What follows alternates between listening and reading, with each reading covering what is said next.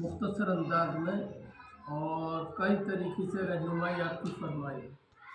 देखिए, इनके वालिद साहब मौलाना अंसार खां साहब नाम थे। इनके वालिद साहब आलिम थे और इनका ख़ानदान आलिमों का, मौलवियों का ख़ानदान कहलाता था।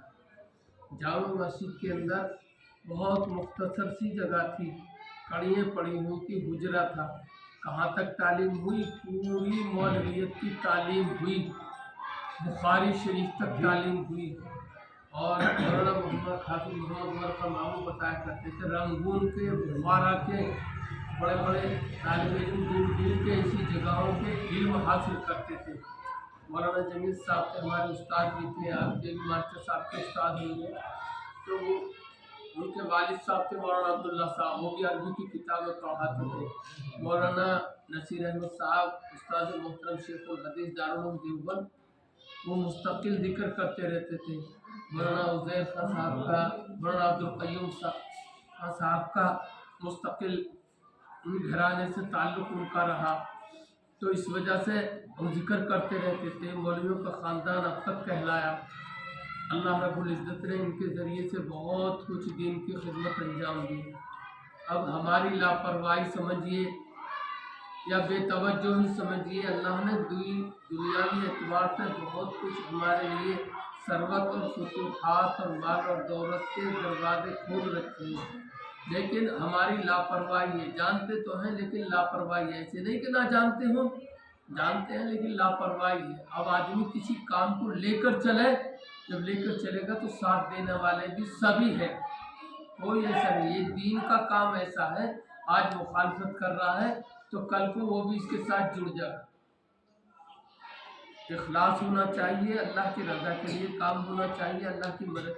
ये ऐसी जगह थी जहाँ पर जलसा करने के लिए मना कर रहे थे बहुत से, भाई गंदगी बहुत है, कांस बहुत है, पेड़ों की जड़ें बहुत हैं, यहाँ मत करो, दूसरी जगह कर लो।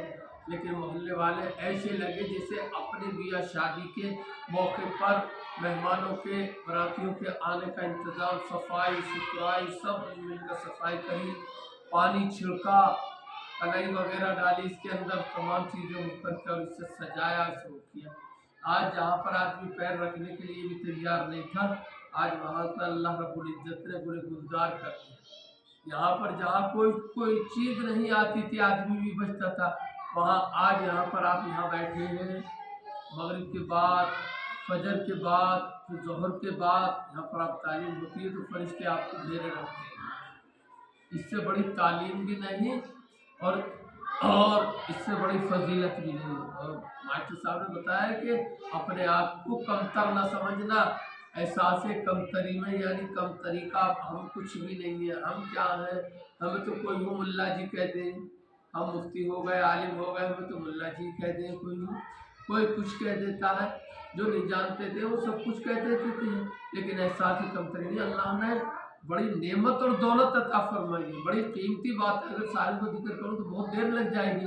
सर बताया कि दुनियावी एतबार से भी आदमी डिग्रियां हासिल करता है, माल और दौलत, लेकिन वो दुनिया का ही नफ़ा है, वो दुनिया ही में रह जाता है। और आखिरत का ये जो है कुरान करीम है, ये रूह की ग़िज़ा है। जिस्म है मिट्टी से पैदा किया, मिट्टी में मिल जाएगा। आसमान जब इंसान का इंतकाल होता है तो फरिश्ते ईमान वालों की रूह को लेकर, रूह है, रूह आसमान पर पहले पे दूसरे पे कौन फला जगह से लेकर आए, इजाज़त है, ले अर्श तक रूह पहुँचती है और अर्श के नीचे जाकर अल्लाह रब्बुल इज़्ज़त के वहाँ पर सजदा करती है। तो ये है आपकी तालीम जो है, ये रूह पैदा करती है। आप कहीं चले जाते हैं, बड़े आलिम जो होते हैं और उनसे कहीं मुलाकात किसी की हो जाती है, बगैर पढ़ा लिखा, बहुत अच्छा पढ़ा लिखा होता है, तो अल्लाह ईमान की दौलत दे देते हैं। मौलाना मंजूर नौमानी साहब, जो मौलाना सज्जाद नौमानी साहब जो हैं, उनके वालिद साहब थे मौलाना मंजूर नौमानी साहब, नदवे के अंदर पढ़ाते थे। 7 जिल्दें और भी किताबें लिखी हुई, मारिफुल हदीस 7 जिल्दें उन्होंने लिखी हैं। क्या तुम्हें सफ़र कर रहा ट्रेन के अंदर, कहा कि एक गैर मुस्लिम भगत और उससे जो साधु, उससे तो मुलाकात हुई, गुलिस्तान और बोस्तान से याद थी, उनको खूब ने फारसी में बातचीत करी। جب بات چیت کر کے میں نے دعائیں اللہ کے نبی صلی اللہ علیہ وسلم کی انہیں سنائی. ایسا انسان کوئی دعا کر ہی نہیں سکتا جو اللہ کے نبی علیہ السلام نے دعا کری ہے. میں نے اسے دعوت دی، اسلام قبول کر لی. کیا کر لیا؟ اسلام قبول کر لیا. بہت سے واقعات ہیں. بہرحال ماسٹر صاحب نے آپ حضرات کی رہنمائی فرمائی ہے، اور میں تو یہ کہوں گا آپ حضرات جلسے کا جب سلسلہ کریں تو تھوڑا وقت آئیں گے بھی، بات ہوگی. کیا تھوڑی بات ہو، ایسے مختصر انداز سے نصیحت کی جائے، بتایا جائے، تو بڑی لمبی تقریر کی ضرورت نہیں ہے. جتنی تھوڑی مختصر اور جزوی بات بتائی جائے اس سے انشاءاللہ اصلاح بھی ہوتی ہے اور فائدہ بھی ہوتی ہے. تمام چیزوں کا کتنی مال دولت آپ کے پاس ختم ہو جائے گی، لیکن اس میں کوئی شریک نہیں، نہ بیٹا شریک، نہ باپ شریک، نہ اولاد شریک. حاصل کر لو مل جائے گا.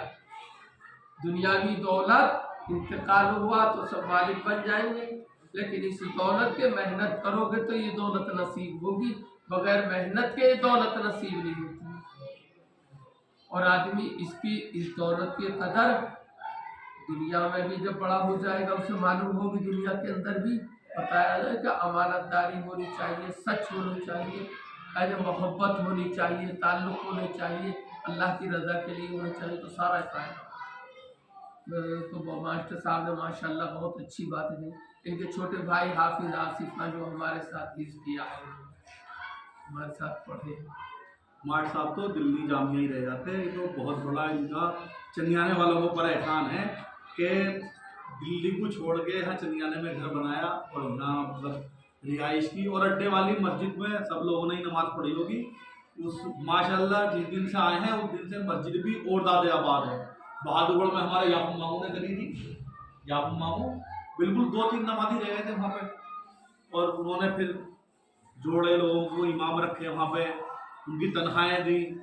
اللہ کا شکر ہے وہ مسجد بھی آباد ہے. اڈے والی مسجد تھی آباد لیکن اور آباد ہو گئی ماشاءاللہ. کافی لوگ اس میں جگہ دی تھی جگہ مسجد بنی ہوئی تھی. اس میں مسجد میں بہت بڑا کام چچا کا ہے اس میں.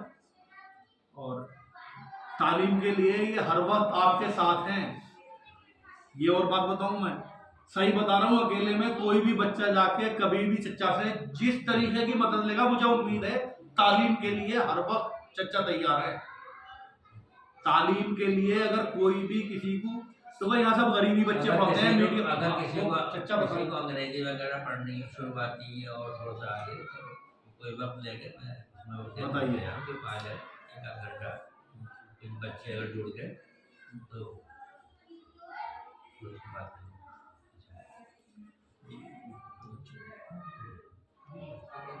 ایک بچے کو جو بچے حفظ کر چکے ہیں